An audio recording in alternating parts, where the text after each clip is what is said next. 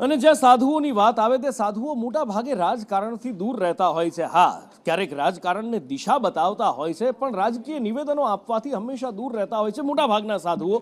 પણ એક સાધુ એવા છે કે જે અત્યારે એમનું રાજકીય નિવેદન ચર્ચાના ચકડોળે ચાલી રહ્યું છે। ઋષિ ભારતી બાપુ દ્વારા રાજકીય નિવેદન આપવામાં આવ્યું છે। કોળી સમાજને લઈને એમણે નિવેદન આપ્યું હતું। એમણે કહ્યું હતું કે કોળી સમાજ સૌથી વધારે વોટિંગ કરનાર સમાજ છે અને કોળી સમાજ જેની સાથે એની સરકાર।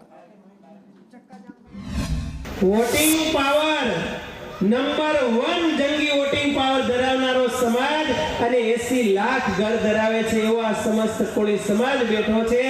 ત્યારે એક સૂત્ર આપને કહું, કાન ખોલીને બધાય સાંભળજો।